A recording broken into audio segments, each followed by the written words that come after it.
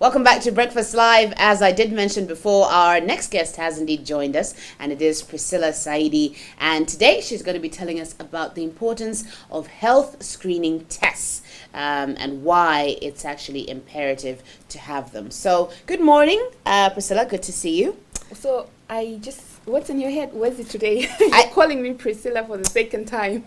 Cecellia Saidi. I keep saying Priscilla.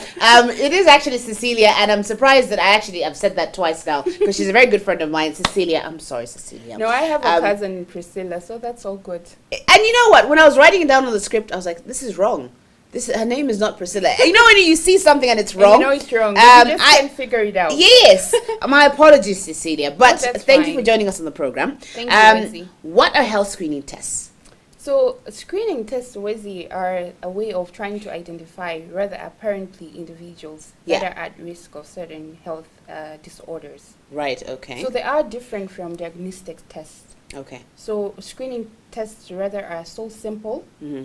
If you don't have any symptoms, you're asymptomatic. That's when you go for a screening test. Right, okay. That's what marks the difference between screening and diagnostic.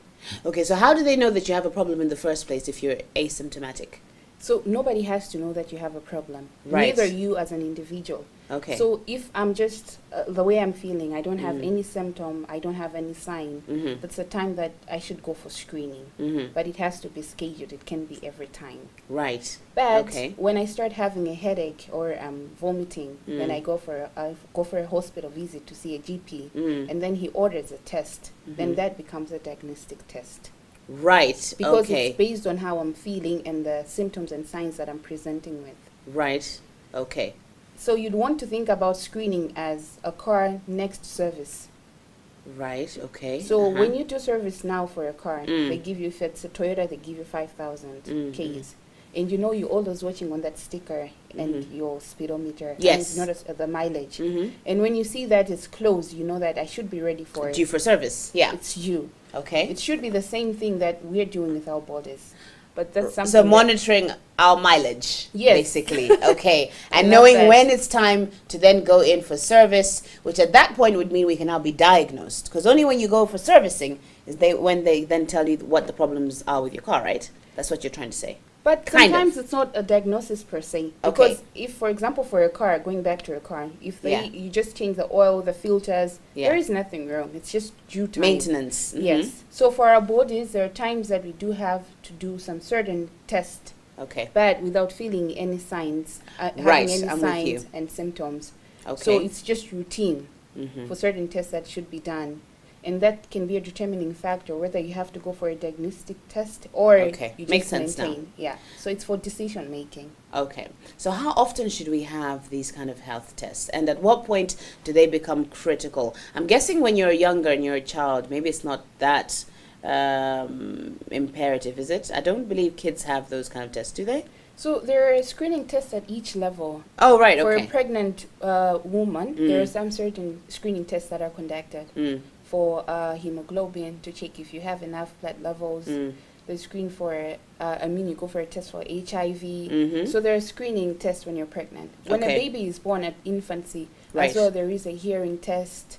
And other tests that are also conducted to see if the baby is normal, have other abnormalities. When you're growing up, surely, again, there are scheduled tests that a child should go through. And as an adult, gets complex. Now you have uric acid test. You have glucose tests. So those are the ones, and define adults by by what age that now you need to start having these? So it's determining, say for example, if for a child from 15 years old. Okay. Yeah, that's when you can start being mindful to say a parent should be mindful to say my child should have a series of tests at certain points. So you can define to say every 6 months because there are some other screening tests that should be done maybe in a period of 3 years. For example, cervical test, cervical screening, that has to be done every 3 years. Right. But within the 3 years, you can have some other tests that should be done every 6 months. So they do vary according to the screening tests that you're going for. Okay, so I'm sure some might be wondering how are they supposed to know what test they should be having and at what point? You obviously know this because you're an expert, you're savvy, and you know these things. But how would most individuals, without actually being told by a doctor, how would they know at what point in their lives they should be having this particular screening test, etc., etc.? Particularly in the Malawian context, I don't know how much sensitization there is in that direction. For screening, yeah, exactly. So that's something that we're not doing very well. Most of us do not embrace the importance of screening. So I can't spell it out to say you, like for cervical screening. Yeah, because that's routine. You can't go now and you go again next week. It has to be 3 years. Has to be 3 years. If you're not, if the test is negative. But if you have a positive result, it means that you are at risk of developing that condition or disease. So through and the that's in collaboration, this case is cervical cancer, right? yes, yes.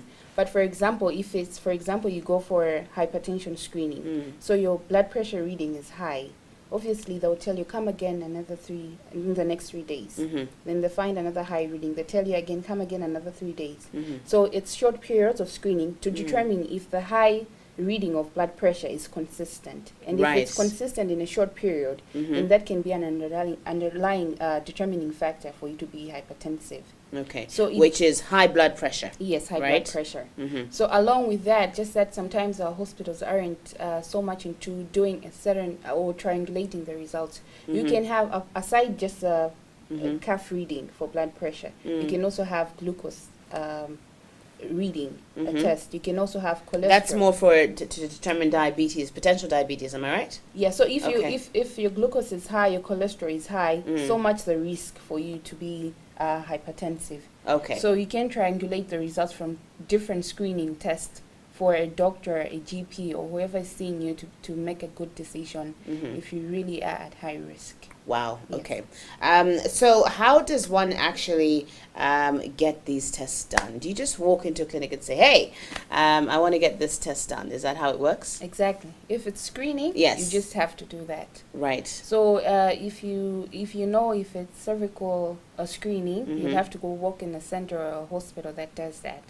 But for other tests like a blood test, just a routine glucose, uric acid, cholesterol, if you want to go for a breast screening, you just go and you see a GP and you say, I'm not feeling anything, I don't have any signs, any symptoms, but I just want to get screened for this as routine, because the last time I was checked was this month or this year. Okay.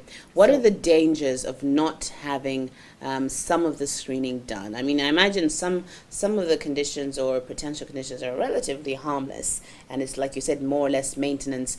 But there is a potential that there are some rather dire effects of if you don't get those screening tests done, right? Yes. So can you give us examples of that? So, for example, people, last time I was talking about hypertension, you might not have a headache, you might not have heart palpitations, so you might feel, well, I'm okay. But if you go for a hypertension screening, you find that your blood pressure is high, but you say, I'm not feeling anything. They tell you come again after 3 days, it's also high. The next visit, same, and they tell you have hypertension, and you have to start taking medication. That's something that if I was just sitting home, I wouldn't discover. Yeah. But still, there's damage that's been done in the artery walls. So there are so many decisions that can be made with just a screening test. So screening helps us to make informed decisions way before a condition appears as a disease. Right. Okay. And I guess as much as you said, there's screening at different levels. I imagine once you get to a certain age as well, when you're much older, those tests probably become more regular. Am I right? They do. With old age. With old age, when you're aging, so much is happening in the body. You'll have to check your bone density for osteoporosis. If your bones are still weak, if you have to start supplementing with calcium, you have to check whether you your need a eyes. Zimmer frame or not. Your ears, if you're still hearing, or you need a hearing aid. So Yeah. at several stages, all this will come handy. Sure. Now, when we think about these kind of tests, I mean, in the Malawian context particularly, obviously these are the kind of tests that probably people need to pay for. I don't think this is something that's generally offered, for example, in public service hospitals. Is it free of charge? Is it? That's tricky for public hospitals, because we're always putting a cost on Yes. it. Yeah. So if you want to, you can't just go in and say, I want to have Yes. a uric acid I want you to test. check Yeah. my bone density. Yeah, or if I'm at risk of gout. Yeah. You say, what are you feeling? Nothing. Mm. So really, as the health system is now, it has to be More a service inclusive. that has to be paid for. Mm. And so, in other words, it needs to be more accessible by- inclusive. Inclusive, exactly. So as of current status quo, it's only accessible to certain Yeah. type Certain of individuals, middle Right. class, high class. Right. So it's economically charged, basically.